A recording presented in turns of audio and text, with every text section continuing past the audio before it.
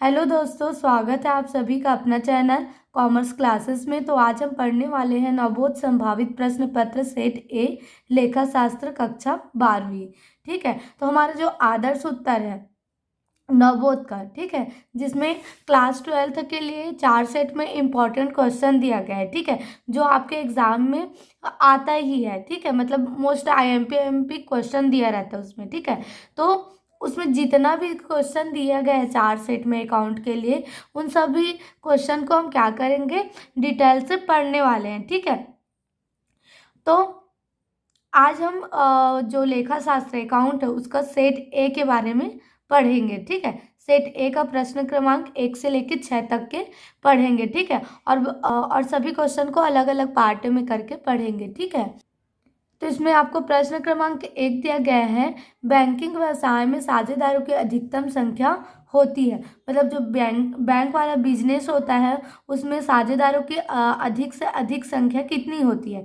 तो आपको ऑप्शन दिया गया है 50, 5, 10 या फिर इनमें से कोई नहीं। ठीक है, तो हमारा जो बैंकिंग व्यवसाय होता है उसमें साझेदारों की संख्या कितनी होती है, पता है आपको, 10 होती है। ठीक है, तो याद रखना बैंकिंग व्यवसाय में साझेदारों की संख्या 10 होती है। ठीक है, अब प्रश्न क्रमांक दूसरा देखो क्या बोल रहा है, लेखांकन प्रमाण 10 का संबंध है ख्याति एवं स्थायी संपत्तियों से, संपत्तियों के वसूली से, मूल्यह्रास से या फिर लेखा पद्धतियों में सुधार से। ठीक है, तो हमारा जो लेखांकन प्रमाण 10 का नियम है वह संबंधित है ख्याति एवं स्थायी संपत्तियों से। ठीक है, तो ख्याति एवं स्थायी संपत्तियों से हमको लेखा करना रहता है, तो हम कौन सा नियम का पालन करते हैं, लेखांकन प्रमाण 10 का पालन करते हैं। ठीक है, अब प्रश्न क्रमांक तीसरा देखो, कंपनी अपनी पूंजी प्राप्त करती है। ठीक है, तो देखो प्रश्न क्रमांक तीसरा क्या बोल रहे हैं, कंपनी अपनी पूंजी प्राप्त करती है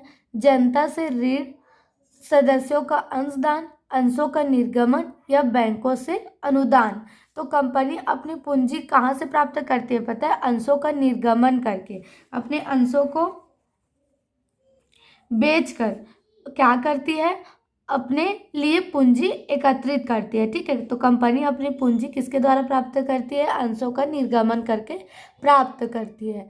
ठीक है, अब प्रश्न क्रमांक 4 देखो, साझेदारी का पंजीयन करना अनिवार्य है या ऐच्छिक है। ठीक है, मतलब जो साझेदारों का पंजीयन है, रजिस्ट्रेशन है, उसको करना अनिवार्य है या ऐच्छिक है, मतलब अपनी इच्छा से है या फिर जरूरी है। ठीक है, तो साझेदारी का पंजीयन कराना ऐच्छिक है, अपनी इच्छा के अनुसार है। ठीक है, यदि आप चाहो तो पंजीयन कराओ और ना चाहो तो पंजीयन मत कराओ।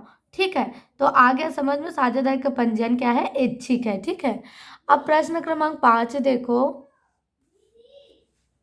किस प्रकार की ख्याति का मूल्य सबसे कम होता है। मतलब ख्याति का चार या 5 प्रकार होता है। ठीक है, कुत्ते का स्वभाव का, बिल्ली के स्वभाव का, खरगोश के स्वभाव का, और क्या होता है, चूहे के स्वभाव का। मतलब 4 प्रकार का होता है। ठीक है, तो कौन से प्रकार है जिसका मूल्य क्या होता है, सबसे कम होता है ना। तो चूहे के स्वभाव वाली ख्याति जो होती है ना, उसका मूल्य क्या होता है, सबसे कम होता है। क्यों, ठीक है, कैसे पता है, चूहे के स्वभाव वाले ख्याति में कैसे ग्राहकों को शामिल किया जाता है, जो राह चलते होते हैं। ठीक है, जिनको जहाँ कोई सामान दिखा, उनकी ज़रूरत के वहीं उन लोग क्या कर लेते हैं, खरीद लेते हैं। उनको मतलब नहीं रहता कि ये मेरे पसंद का दुकान का है, मेरे पास का दुकान का है, या फिर यहीं से मैं हमेशा माल खरीदती हूँ, ऐसा उनके मन में नहीं होता। उनको जहाँ भी दुकान दिखा वहीं से अपना माल खरीदा और चले गए। ठीक है, और दोबारा वहाँ आएंगे नहीं आएंगे इसकी कोई गारंटी नहीं है। ठीक है, उसको कौन से स्वभाव वाली ख्याति बोलते हैं, चूहे के स्वभाव वाली ख्याति बोलते हैं। ठीक है, तो जो चूहे के स्वभाव वाली ख्याति होती है उनका मूल्य क्या होता है, सबसे कम होता है। ठीक है, प्रश्न क्रमांक 6 देखो, हरण किए गए अंशों का दोबारा निर्गमित करना क्या कहलाता है, तो पुनर्निर्गमन कहलाता है। मतलब हरण मतलब समझते हो ना, जब हम जब जो अंश बेचे हैं और उसका हमको मूल्य प्राप्त नहीं होता, तो उस अंश को हम क्या कर लेते हैं, जब्त कर लेते हैं, वापस ले लेते हैं। ठीक है, तो अंशों का हरण कहलाता है। अब जो हरण किए गए अंश है हमने जब्त करके ले आया, अब उसको क्या करेंगे, उसको हम फिर से बेचने के लिए भेजते हैं, तो क्या कहलाता है, पता है, अंशों का पुनर्निर्गमन कहलाता है। हरण किए गए अंशों का दोबारा निर्गमन करना क्या कहलाता है? पुनर्निर्गमन कहलाता है। ठीक है। अब प्रश्न क्रमांक 7 देखो, ख्याति की प्रमुख विशेषताओं को लिखिए। हमको क्या बोल रहे हैं? ख्याति की प्रमुख विशेषताएं लिखिए, है ना? कोई 3। अब देखो क्या है ख्याति की विशेषताएं। तो ख्याति की विशेषताएं निम्नलिखित है जो कि इस प्रकार है। पहला क्या है जी? ख्याति व्यवसाय की संपत्ति मानी जाती है। ठीक है, जो हमारी ख्याति है उसको भी बिजनेस का क्या माना जाता है? संपत्ति माना जाता है। ठीक है, ये दायित्व नहीं होता ख्याति, बल्कि हमारी क्या होती है? संपत्ति होती है। ठीक है।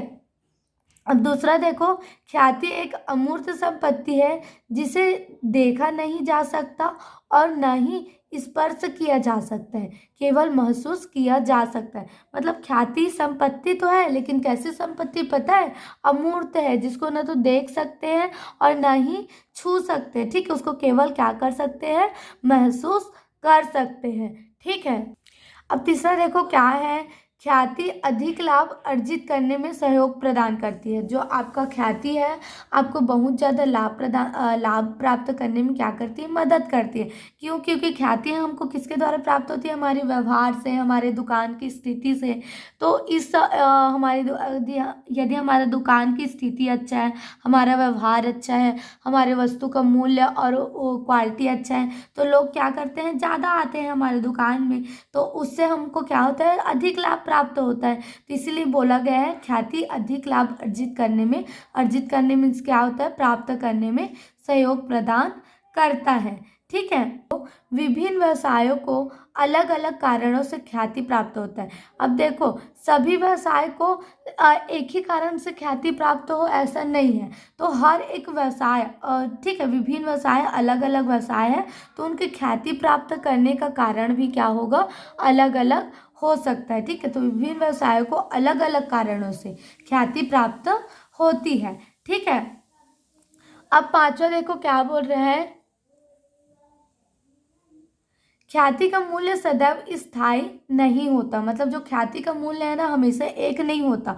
हमेशा वो क्या होता है? बदलते रहता है। कभी ख्याति का मूल्य कम भी हो सकता है, कभी ज़्यादा भी हो सकता है। ठीक है, लेकिन हमेशा एक नहीं हो सकते, स्थायी नहीं हो सकता। ठीक है, इसलिए बोला गया है ख्याति का मूल्य सदैव स्थायी नहीं होता। ठीक है, तो ये था हमारा आदर्श उत्तर का जो सेट 1 है। ठीक है, प्रश्न पत्र सेट 1 है, वो ए है, उसका प्रश्न क्रमांक 7 तक के प्रश्न। ठीक है, अब आगे का प्रश्न हम नेक्स्ट वीडियो में करेंगे। ठीक है, यदि यह वीडियो आपके लिए हेल्पफुल है और ये वीडियो आपको पसंद आए, टॉपिक पसंद आए, तो वीडियो को लाइक कीजिएगा और चैनल को सब्सक्राइब कीजिएगा। ठीक है, और अपने फ्रेंड्स में भी इसको शेयर करना मत भूलिएगा, ताकि उनकी भी मदद हो जाए। ठीक है, तो थैंक यू।